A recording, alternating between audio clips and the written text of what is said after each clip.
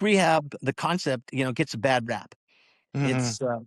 It's, it's too much connected to this idea that somebody screwed up, and it's related to substance abuse and Yeah. poor choices. And, now I've got I have the stigma against me because I went to rehab. And, the whole book argues that no, rehab's what we all do all the time because we're all trying to get better. We're all trying to improve ourselves. And we often learn a lot more about ourselves and what we're able to do in our relationships, our health and our unhealth when we're down and when we're sick and when Mhm. we're injured, then when we do and everything is, rainbows and unicorns. Hey, everybody, and welcome to this week's episode of Love, Loss, and Hallucinations. This week's guest, I've known him for quite a while. He used to kick my butt quite a bit. His name is Scott Tinley. He is an accomplished teacher, author, and athlete. He teaches sport humanities courses at SDSU and CSUSM, and he has authored several books, including Racing the Sunset, a personal and in-depth study of athlete retirement and transition, which we'll be talking about some today, Finding Triathlon, How Endurance Sports Explains the World, and his latest book, which I have right here, Rehab, a collected stories and essays on resiliency, and return. We'll also be talking about that quite a bit. Scott is a member of the USAT and Ironman Halls of Fame, and he is a two-time Hawaii Ironman world champion. And for all you stat geeks out there, his fastest time over the 1.2-mile swim, 112-mile bike, and 26.2-mile run in Hawaii was, I believe, 8 hours, 37 minutes, and 40 seconds. Is that right? Sounds good enough to me. Sounds Although good. that wouldn't even make the top 10 anymore. Right? It's crazy. He's competed professionally in over 400 triathlons, winning over 100 of them. And I would also like to point out that he was also instrumental when it came to the rise of triathlons going off-road and incorporating mountain biking and trail running into the sports. So welcome to the podcast, Scott.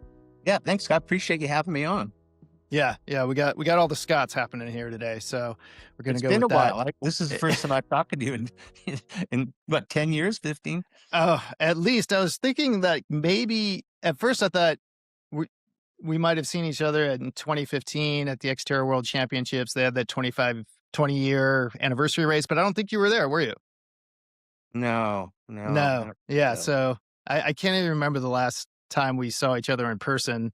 And I just have to throw this out there and apologize once more. There was a time when we were on a team racing together in Ohio where for about 3 seconds I thought I had killed Scott because we were on a relay race, and it was very stupid and dangerous, actually, now that I look back, because we were sharing a car and you would take turns out on the run course, and it was like a 10K run. And at first we were doing like quarter-mile legs, each of us, and then it just got shorter and shorter too. We were just doing 100-yard sprints, and I jumped out of the car to do my leg, and you have to touch the other person, and I went to touch Scott, and I caught his foot with my foot, and man, you just slammed to the ground so hard, and I was just like, as you were falling, I'm like, "Okay, I just killed Scott Tinley. Great. Lovely." For what it's worth, I forgot all about that. So Well, that puts my heart at ease. Um, and yeah, before we get into sort of the transition and all of that you put so much research and time into gaining knowledge about after you've kind of finished racing, um, let's spend a little nostalgic time here. And I'm wondering, is there a memory or a moment outside of winning that comes to mind that, kind of exemplifies why you loved Ironman racing? well, you have to remember that, and I'm not sure when you first did it, but my first race in 1981. Not only were triathlons fairly small and unorganized and naive, but the Hawaii in particular was, I gosh, it was about 300 people who got together, and somebody said go, and the finished tape was a roll of toilet paper across a busy street. And so, I mean, I do feel like, when all that was happening and it was growing and maturing, and we were all a part of it, and having a say in, in its maturation and its professionalism and the understanding how to train. I felt like I was blessed to be part of Mm. something that was growing and and looking at where it's at now, I think, gosh, I mean, how nice or how fortunate to be part of something at the foundation. Hmm. Um, so Yeah. I don't take those years for granted at all. Um, I just feel like whatever we did and wherever it is now, it was a really fun time. Yeah. Yeah. Well, and I feel I did Hawaii in '94, so a little later. It was a little better organized, much bigger. Like it was the 1,500 people at that point. And so I didn't quite get it there, but I feel like I definitely relate to what you're saying as far as, when triathlon started going off road with both your Tinley's Dirty Adventures that you organized as well as Xterra, and like being part exactly what you said. Like it's a special group of people that jumped in there first, um, and helped form it, helped guide it, helped build it. So it's kind of cool that you got to do that not once but twice. Yeah, yeah, for sure. And I would have thought that off road triathlon would have grown bigger and stronger and more viable than it is, um, but who knows? Yeah. It's I suppose there's lots of reason, and a lot of it has to do with with the amount of profit and how many people you can put through a race Mm, course, sponsorship and media rights, television, et cetera, et cetera. So, right. anyways, fun times. It was fun times, yeah. Yeah, I think yeah, yeah, I got very used to seeing you catch me on the run, so, that was fun. Ah, Um, and that's an Xterra's on if we had I would have held no candle to you on an Ironman. But, the reason I wanted to have you on is because, obviously, with the themes of my podcast, love, loss, and hallucinations, like, you have studied a lot of loss, quote unquote, in a way. And it's sort of like loss of your career, loss of identity tied with that career. Um, I mean, maybe just take the listeners through like what was that transition like for you when you were stopping racing and trying to figure out what to do next and how it led to your subsequent books even. yeah. Well, the short of it is, gosh, this is like 98, 99. I think I must have been 42, 43 years old. And I was still a professional triathlete. At least it said so on my tax return. But but yeah, You had the pro card. I didn't have a any sponsorship. I wasn't making any prize money, Mm, but yeah, God, it had been such a tough thing to achieve. Those early years that I thought, gosh, I'm going to milk this thing as long as I can, and then eventually, I had a wife and a child and a mortgage, and I had to grow up, which was rather unfortunate and challenging for me. But and I looked at all the opportunities for an ex-professional triathlete. mhm, I could be a sales rep, I could be a coach, I could try and do what little television commentary there was, and none of that appealed to me. And so I told my wife I was gonna go back to the crossroads. I was gonna go back to where I was before I become a professional triathlete in the early '80s and do what I was doing then. mm. And she goes, "Well, what was that?" Different thought. I said, "Well, I was working on the beach as a lifeguard part time, and I was in grad school." She goes, "You're going to go back to school at 43?" And I go, "Yeah. What do you think?" And she goes, "Well, don't forget, pay the mortgage, be a husband, be a father. Don't fuck it up." So that's what I did. I went back working on the beach, and I went to grad school, and got one master's, and then was working on another one. And I thought, God, this is kind of fun, and Mm, so this is kind of what I want to do. And yeah, I mean, there was some dead ends here and there, but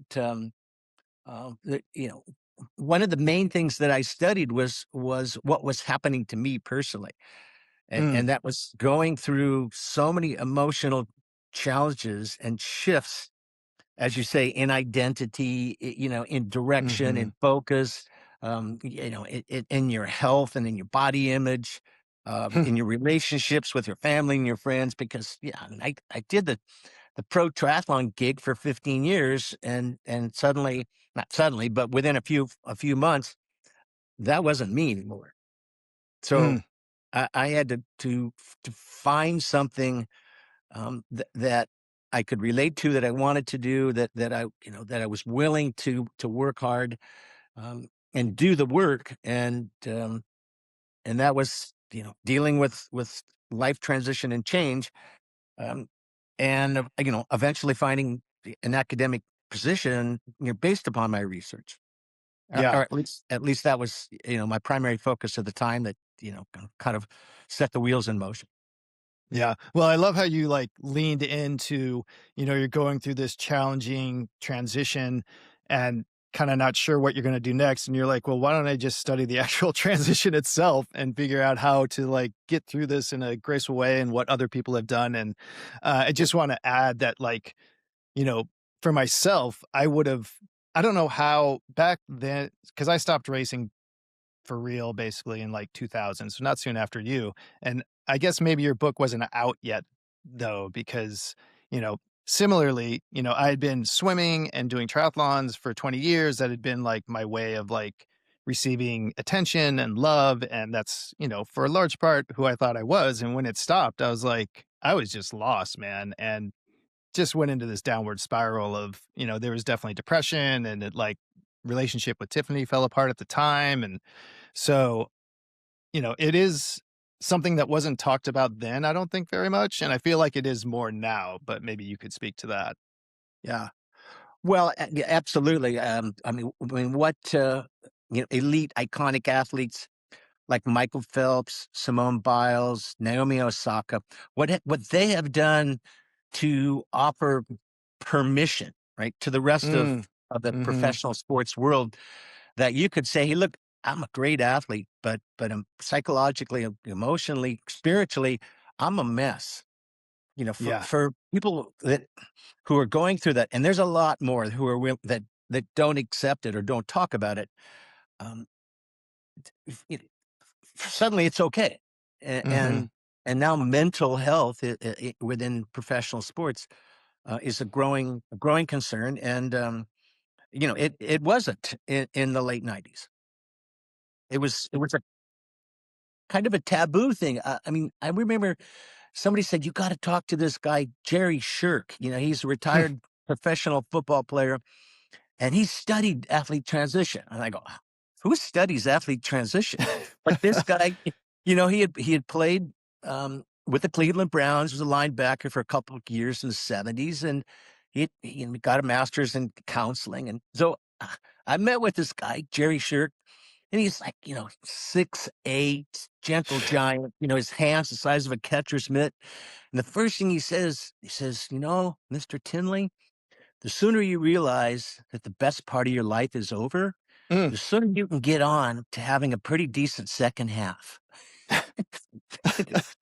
And I thought, "Oh my God, that's either the most incredibly harsh thing or the smartest thing I've ever heard." Wow. Well, and have to ask, has the second half been almost as good or better? Oh yeah, no, it's in a lot of ways it's better. Certainly, Mm, it's different. yeah. Yeah, I mean, it's been more. Well, I can't say it's been more work. I mean, I was in grad school for 10 years. I didn't get my PhD till I was like 52. Um, so it was a lot of work, getting all the letters after my name and getting my college teaching chops down. Yeah, But I mean, we worked really hard as elite athletes as well. So definitely. it's just different. Well, yeah, and I love that you bring in actually football, because just so happens I was just listening, and you might want to check this out, but Steve Young was on Tim Ferriss a couple weeks ago, or even maybe last week, and he was part of it. They were talking about transition from sport to, his next step, which was finance. But as I was going back and looking at Racing the Sunset, I think it was in the forward or somewhere, you actually talk about running into Steve Young, and Yeah. soon after he retired, and how he felt weird and out of place. And I just want to read what he told Tim about like what he's learned since, or what he learned during that time. Sure. And he said, how I describe it is that everyone, the last day they play, it has to be put away. They need to recognize and treat it like a death, to mourn it and go through all the steps of mourning it and burying it and actually having it as a place that you can keep referring to as almost like a grave site, because otherwise you carry it around and you're never allowed to transition. Yeah. I think that's well said. Yeah. Yeah. Yeah. A lot of And guys, a lot of people, men and women have a hard time with that burial because they haven't created the new life yet. yeah, I feel I certainly had that. I had no clue even to think of that. I was just like, oh, I'm just going to go on to the next thing, not knowing what it was.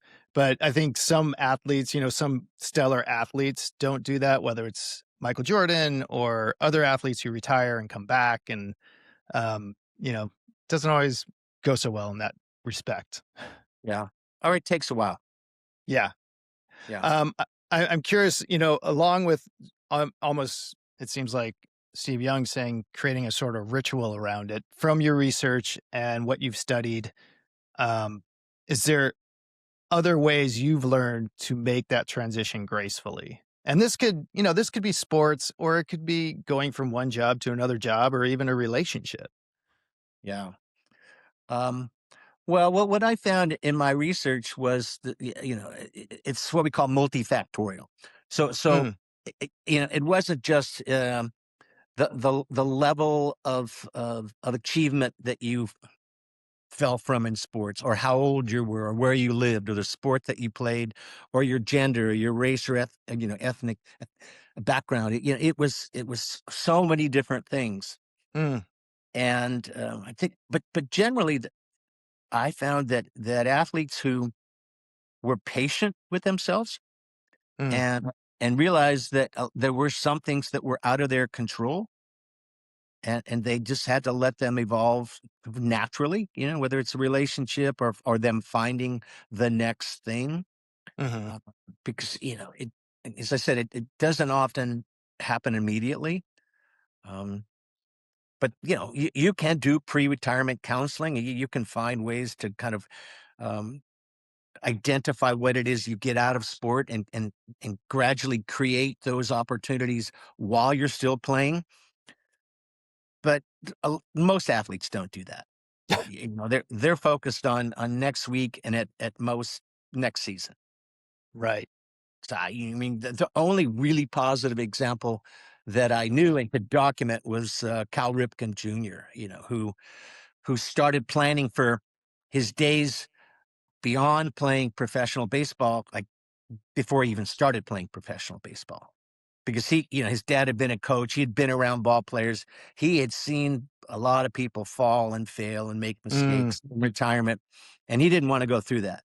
So the day after his last game, he's already set up. He's already got his business and his coaching and his leagues and his ballpark design gig going on. So he's seamless, but yeah. he's also one of the rare birds that do that amount of planning.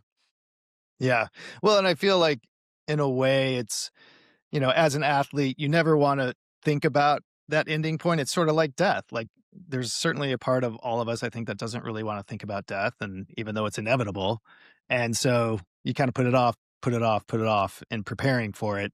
And then suddenly it's there and you don't know what to do. And, I think it's more acceptable now to like immediately go see a therapist or that sort of thing. I wish I had known that myself back in the day, but it took me Yeah. a couple years to get there. Um, so yeah, it sounds like, preparation is kind of key, like so many things. Right. But it's antithetical to what an elite professional athlete needs to do. Mm, You can't be thinking about what's going to happen in your next career, when you've got to be focused on the task this weekend or tomorrow, right. or at best next season. And so we don't do it. I mean, so we're just trying to do the best that we can, in this area, and if we're lucky, we appreciate it. And I think appreciation is something that we found was incredibly valuable. Whether Mm, you got one good season or 20 good years. So if you can look back to say, well, that was good for me because what I got to do was something that a lot of people dream about and never get that opportunity. absolutely. Did you find for yourself that you appreciated it in the moment or more so after the fact, like after you stopped racing as much? Well, I had gotten into the professional opportunities a little bit later. I don't think I made any money in the sport till I was probably 26 or 27. So I was a little bit older than some of the the professional athletes today turn pro at 15 or 16. And what can you expect from a 15-year-old to know, particularly those who have been nurtured and socialized, in a kind of bubble of athletic elitism, and they haven't had to figure out how to do laundry or pay the rent or all the things the rest of us did when we went to college. Right. So I did appreciate Mm, yeah, I mean, every time we would go into another country, and we'd be sitting there like sitting in some gorgeous hotel getting ready for the race. I just look around and like tell my roommate, "Can you believe this, man? We're traveling the world on somebody else's meal ticket, and yeah. all we have to do is swim, bike, and run." And like, come on, like, what did we do in a former life, to deserve this stuff? Yeah. Well, how did that good karma pay off in that way? Yeah, yeah, Yeah, I know just, for the listeners, I'll share, I feel like for myself that it wasn't really until I mentioned it earlier, that 2015 Xterra where it was like, I wasn't racing, hadn't raced in years seriously, and went back and trained a little bit for it, but not really. And, it was in the middle of the pack. And it really wasn't till then where I was like, and I was trying really hard, but I was still like middle of the pack. And I was like, oh, wow, I used to be way up there. yeah, And like, wow, it was at that moment, it's sort of like the deeper appreciation for all of that and like what my body could do and what it took me through really sank in for me. yeah, Yeah, which was lovely, lovely moment. yeah. Well, yeah, I did find in research that women who retired from sports generally had fewer emotional challenges, and one of the reasons Hmm. is because they appreciated it more than men. In the And, moment. yeah, and Mm, and in historical consideration as well, because there are so fewer opportunities for women than there are for men across the board. And so women who could be a pro surfer for 2 years and, get sponsored, or yeah, or they played professional tennis, on some almost professional level. mhm. When they got out of sport, they were like, "Hey, you know what? It was fun. But, I didn't make a lot of money. I didn't get to do it for 20 years, but I got something that other women didn't." And so their transition into the next uh, place in their lives was easier for them. Mm, interesting. That's kinda fascinating for sure, and I'm just riffing on that just as far as, like, again, being in the moment with, like, men and that's sort of that whole gladiator combat competitive, energy for the guys, um, kinda takes you out of the moment when you're just trying to beat the other guy, perhaps. I don't know. Yeah, I mean, well, there is that. There's the whole machismo thing, and particularly in the contact sports. Mhm. Yeah. Anyways, but We digress. Um, I found it interesting as I was reading through, going back and researching for this, like for you, there was like a definitive moment when you're like, oh wow, I'm really done racing as a professional. That it was sort of almost like a sign from well, nature was involved. I don't know if it was a sign from nature, but that was a bird or something like that. That oh, that's the Red Hawk story. I forgot about that. Yeah, maybe that maybe actually happened. recount that moment. You know, there was a moment, and it was later in my career, I was probably in early 40s, and yeah, I went to a kind of a smaller race in the Midwest, and the race director wanted to bring in, one of the legends of the sport. And so I was there, and I wasn't doing very well. Maybe I was top 10, top 20, and it was on the run. And I think I had like got a cramp or something happened. And then I looked up and I saw this giant red-tailed hawk just soaring down, kind of Mm. looking at me. And I just stopped, and I'm looking at Stopped in this the bird. race. Yeah, I looked at this bird, and I don't know if it was a hallucinatory moment, but and then somebody ran right by me and looked at me like, "Are you okay?" And I go, "Yeah, I'm just watching this bird." Anyway, I finished the race, but yeah, I knew that was it. It's like if I'm just Yeah. stopping a race and bird watch, I shouldn't really be racing. The bird's like, it's time, dude. Right. uh, well, and it's just my people who listen to this podcast frequently will recognize that, sometimes nature can tell you things that you need to realize, and you just have to be in the right sort of state or place to realize it. And you will get that message from Mother Nature if you're paying attention, or, perhaps you're in a race and you're kind of let the guard down. And you're like, oh my God, that hawk is like Yeah. so strong to me. Right. Um, and then once you make that transition, there's this book, a quote that you call out, Henry Thoreau quote of "Not until we are lost do we begin to find ourselves."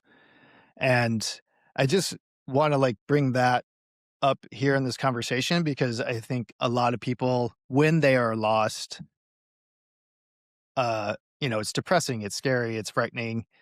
You don't know where to go, you don't know who to lean on, but in actuality, by leaning into being lost, you can better connect with who your authentic self is and what you need to do next. Yeah. Yeah, that's a good point. But you have to, as you inferred just a few minutes ago, you got to be in that state to allow it. Mm. And Mhm. too often, we're just struggle, to keep ahead and to make ends meet and to be Mhm. viable and say the right things you know and we don't sort of just sit and take things in and listen and just be, which sounds a little touchy feely for some people, and I don't really meditate or anything, but it kind of dawned on me, and I think I wrote about it in the book Rehab. It's like, when I was in the ICU after heart surgery, I would just look and listen, and I thought, gosh, I haven't done this in a long time. Mm. I got to read, I got to watch this, I got to call this person. I've never really. It had been a while. I'd allowed myself just to kind of exist and you know hear the universe, so to speak. Yeah. Yeah. Wow. And it just took, for those out there who don't know, you had a leaky Yeah, aorta valve, correct? And you had to have it replaced. right. And I mean, yeah, let's get into that a little bit because I mean, here you were this high functioning Ironman winning athlete, and now your heart is giving you issues, and like just facing that transition and then the rehab afterwards. Um, in a way, it gave you this gift of just being able to sit with the universe, which is beautiful. But what else kind of were you experiencing during that time that you perhaps hadn't had to deal with before? Well, a lot of it was the appreciation that the procedure went well, Mm, mhm. and little things that perhaps I had taken for granted started to become more important. I mean, besides just being alive. Yeah, But, there's that. but just, family and friends and, I mean, like, I remember being in the hospital and walking down the hallway and looking out the window, this view of Mm, the 405 freeway. And I'm just telling this nurse, God, isn't that beautiful? And she the looked at me 405. like, what's so beautiful about it? I don't know. It's just life outside. People are going places. They're in cars. You know, I can't wait to get back out there. You know, on the freeway, I go, yeah, anywhere but here. You know, Mm. so, but I also remember thinking that this is going to go away. And if I'm lucky, I can hold on to some of these feelings Mm. and not forget them. I mean, Mhm. I want to forget the painfulness, but I don't want to forget, some of the benefits of being in those highly almost spiritual moments. Mm. Um, Mhm. and um, it's been work. I mean, I've kind of forgot about a lot of them, and it's interesting to just, you're bringing these things up, and I'm going, yeah, that's right. I felt that. I said that, and so I don't know. I wish I was still. Well, I hope I'm still learning from the whole episode. Mm. Yeah, yeah. Well, glad I can help, remind you, I Yeah. guess. And I just wanna check in, like, how is the rehab going, and how is it now, and everything, you know? No, look, I'm a year and a half out. That's Okay. fine. It's been kind of fun recently because I started running, like seriously. I don't know if you can call it seriously, but I started shuffling about 6 months ago. I start off like, where I get on the treadmill and I go 400 yards, at a 20 Mm. minute 20-minute per mile pace. And the other day I ran almost 2 miles and I got up to like a 9:30 pace, which is pretty slow relative to what we used to do. Yeah. But I felt like I just won the Olympic gold, in the marathon. Ugh, I almost ran 2 miles, So anyways, that's it's beautiful. even at my age, I feel like, okay, if the human body can continue to improve and adapt, in your late 60s, early 70s, then it's pretty amazing what we have. So, Mm, it is. The human body is incredible in the way we've, especially, us more, what any triathlete really, I think is a little bit, in retrospect, a little bit too much of a good thing, Like, we've definitely put our bodies through the right, paces, I would say. right. But your story actually on a smaller level gives me hope because I just had knee surgery and I am not yet to the running phase. It's 4 months ago. And, so I'm looking forward to that miraculous body, hopefully hopefully getting me to shuffle at some point here soon. Start, start slow. Yeah, yeah, Yeah, exactly. it'll come back. It's really cool. I mean, and Yeah. forget the numbers. It's as long as there's a steady linear improvement, and you got to take the cookies while they're passed, right? Oh, yeah. As their mother Yeah. used to say. So, Yeah, I got out. I was able to get out on my first bike ride yesterday, just a very easy, slow mountain bike ride, and, like, it brought me so much joy just being able to do that. So, that's great. it's one of those, again, gifts of these, transitional periods, tough transitional periods where, like you Right, said, right. you tend to appreciate things more. Um, I wanna touch a little bit more on your book, Rehab, and that just came out again. And, it looks at all these various essays and stories, even some fiction that looks at all sorts of different losses, whether it's, a body part or a loss of a loved one or a friend, or many different other types.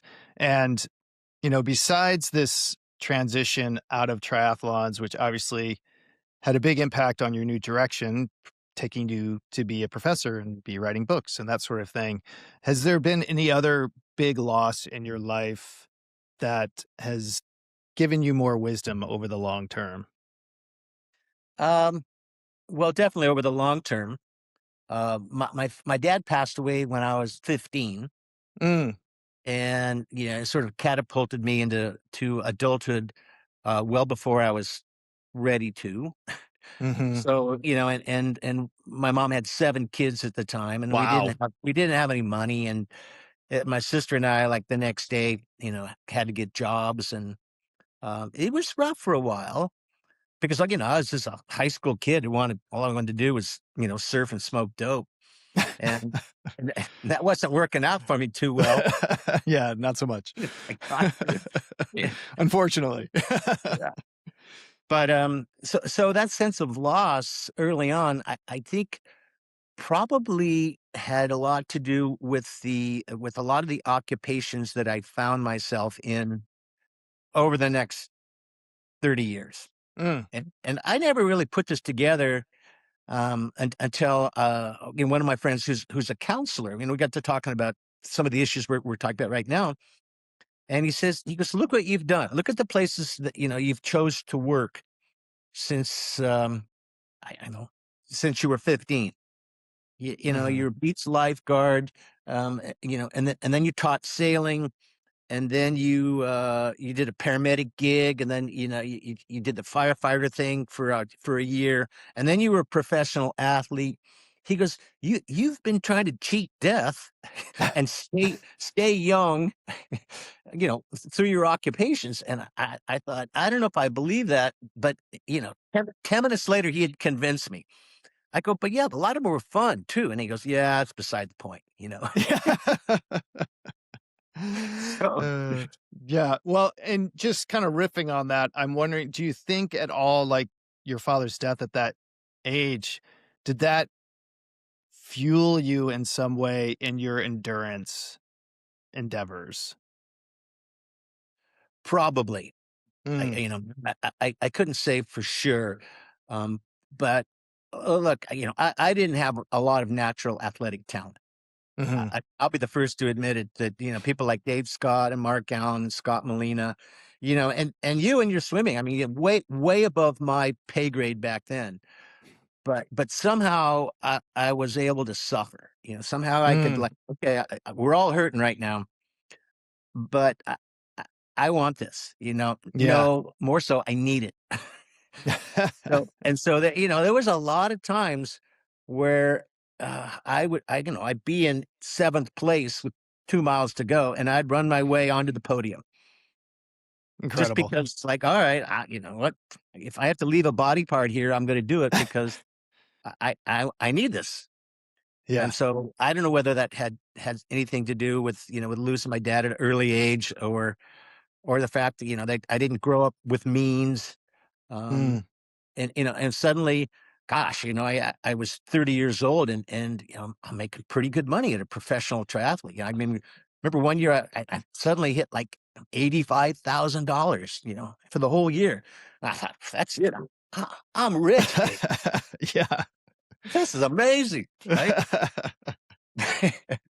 um, I don't know. Do So, you maybe there's some correlation there or not. Yeah, yeah. Well, I mean, it makes me curious, like, do you have any idea, like, what part of you needed that, if you don't mind me asking? Like, needed to get onto the podium and needed to, in those last 2 miles, leave a body part on the course if Yeah. needed? I think it's kind of an existential crisis thing that's ongoing. We Mm, we look for validation in a lot of different ways. mhm. Um, but I think I found most of my validation of existence, if not this reason to be here thing, um, in my physical abilities. Right? Yeah. If I could do something that other people could not do or would not do, then I had just as much of a right to be here as they do, if not more. Mhm. And I don't know if that makes any sense, but for me at the time, it certainly was a motivator.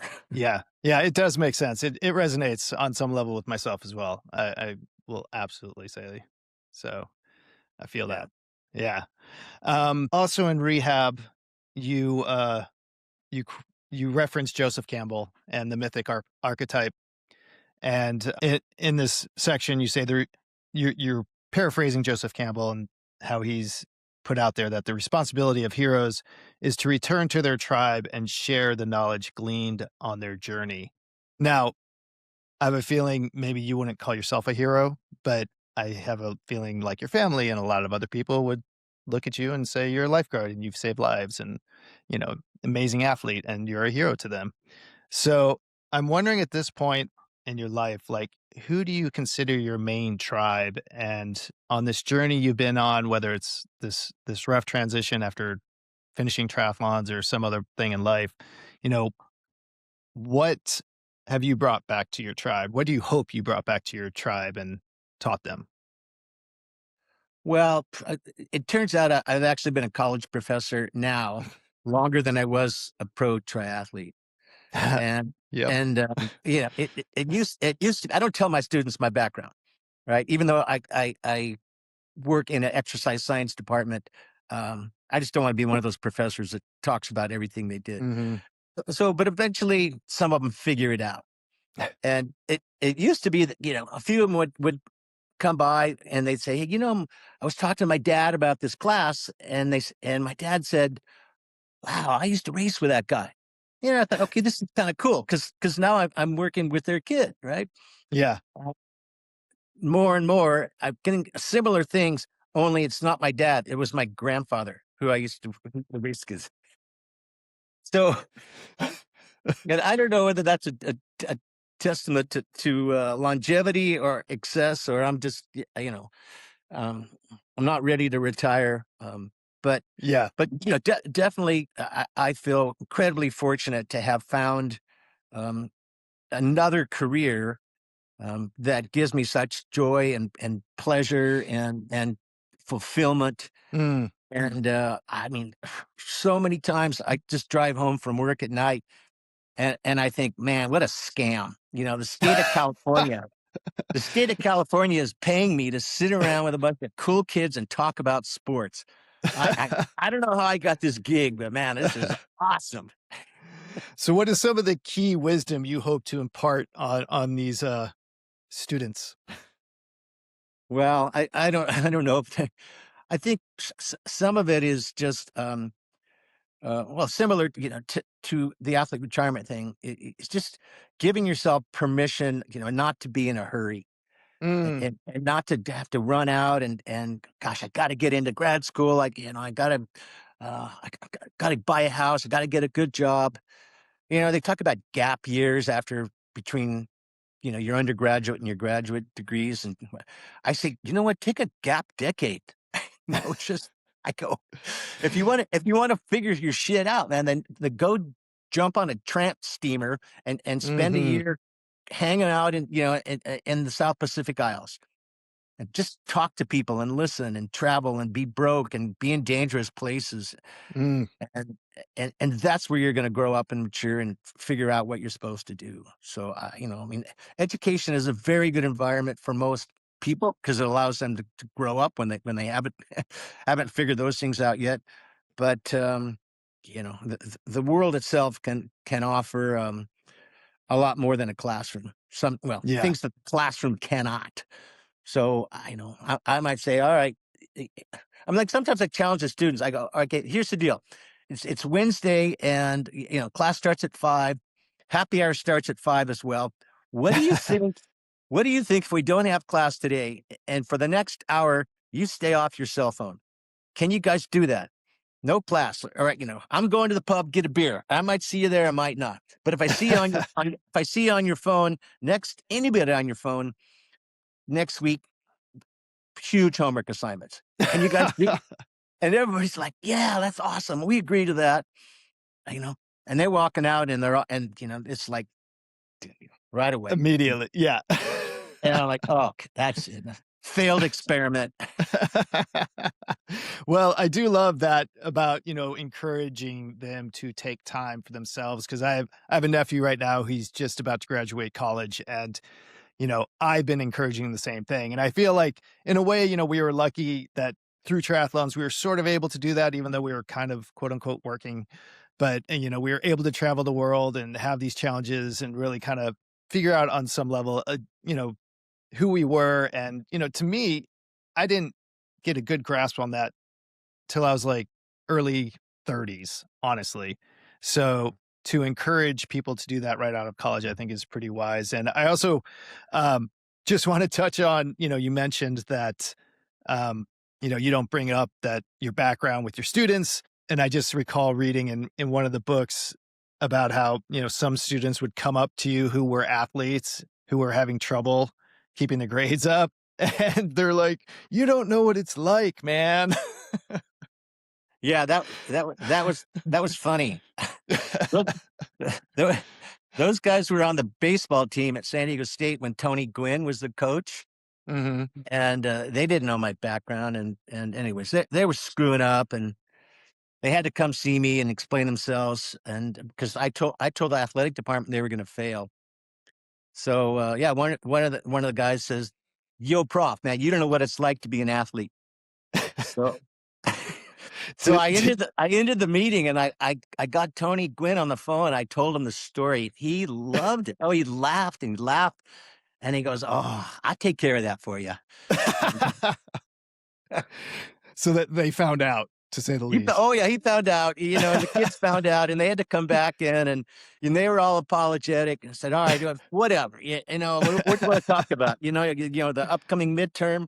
And the one kid goes, "Oh, no, no, don't worry about that, man. We got that. I'm thinking about getting a new bike. What do you think of the Trek 400 or whatever?" I was like, "Oh, yeah, uh, knuckleheads." These guys are uh, they're 18, but they're more like 7 or 8 oh sometimes. yeah. Yeah. You think you're very mature and knowledgeable of the world. And yet looking back, it's like they're kids. We were kids. It's ridiculous. Yeah, yeah. Well, before I sort of end on three kind of speed questions, but before we get to that, where's the best place? Is there anything else that perhaps we didn't cover that this is brought up that you want to get into? And then where can people find you? No, you've covered a lot. And again, Scott, I appreciate you having me on, and I appreciate you being honest about your experiences and your background. I think that's helpful to Mm, because we both have sort of earned the conversation. And I would hope that others who feel that they also have been in these positions, are more forthcoming about some of the issues that they went through and their challenges and redirection and rediscovery. And because I yeah. mean, the whole book Rehab is kind of about. This is not a plug, but I used it as a textbook for my psychology of sports injury class. But I think Rehab, the concept, gets a bad rap. Hmm. It's it's too much connected to this idea that somebody screwed up, and it's related to substance abuse and Yeah. poor choices. And now I've got I have the stigma against me because I went to rehab. And the whole book argues that no, rehab's what we all do all the time because we're all trying to get better. We're all trying to improve ourselves, and we often learn a lot more about ourselves and what we're able to do in our relationships, our health and our unhealth when we're down and when we're sick and Hmm. when we're injured than when we do and everything is rainbows and unicorns, and we don't take the time when things are going great, to get better. So Yep. I'm going to argue that we should all do more of that. Yes, I completely agree, and I mean that's exactly what this podcast is all about, is having those conversations and opening up the door wider to that for everyone. Because otherwise, who comes to mind for me is the great cyclist Marco Pantani, who Yeah, ended up committing suicide after winning the tour and being yeah, this incredible athlete and just not having the resources to yeah, deal with whatever he was dealing with. So, yeah, yeah, let's continue the conversations, both like this and one on one. And yeah, thank you for your time. And it's been awesome just to see your face and catch up and connect again. And last three speeds questions. So the first one is, and it just plays on the themes of the podcast, but what, and this again can be a wide definition. It could be a dream, it could be something you thought was going to happen a certain way, but didn't, maybe around your heart surgery, who knows? But what is a quote unquote hallucination you've had in the last year or two that has taught you something? Oof, that is a tough question. Well, when I got out, when I was in rehab, cardiac rehab, um, you know, after my heart surgery, Hmm. uh, doing very simple exercises, you know, being this um, ex-professional athlete, I thought, well, this is way too slow, way too easy, and I hear that. and so and of course my heart's being monitored, and so once the cardiac nurses would walk away, I'd turn the dial up and go a little faster, a little quicker, and and this nurse, she walked over to me and she says, "Look, don't be that guy, right? Because the reason you're here is you were that guy. And I accidentally called her Nurse Cratchit, from One Flew Over the Cuckoo's Nest. And she Uh-huh. didn't like that. She almost threw me out. Anyways, we've become very good friends. But yeah, I saw that scene from One Flew Over the Mm, Cuckoo's Nest, Nurse Cratchit, and I thought, but this woman is not Cratchit. She's trying to help me out, and mm, she is making me be brutally honest about what I need to do, and that's keep the governor on, right? Be yeah. slow, be methodical, appreciate things. Don't be that guy that you used to be. Well, here's to Nurse Cratchit, the transformation. Yeah, um, Second question is, what is something you have lost in the last year? And this could be good or bad.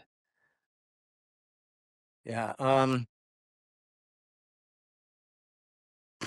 I think I've lost, some of the baggage I used to carry around, thinking that I had to accomplish things. I Mm. had to get good evaluations, at my university. Yeah, I had to get the best wave of the session. There was still some of that, Freudian super ego that was rolling around, and so Mm. Hmm. fortunately, I've been able to shed some of that, and I'm going to consider that a good thing to lose. Yeah, yeah, I hear that for sure. Yeah, man, that's a clingy bastard. That one. Yeah. Yeah, it is. It is. um, and last but not least, what are you loving right now? Being a granddad, Mm. super fun. Four grandkids, Woo. three boys and a girl, and they go between 6 years and 6 months. And I have a blast with them. My wife does a fantastic job as a grandma. And so yeah, we get to see them pretty often. Of course, not Mm. often enough, but they're reasonably close to us. And the best part is we can be there 100% present for like 3 days, and then when we're Mm. tired, like hand them back. Okay, you guys you're out of here. Go. Later. I'll see you next weekend. I need a break.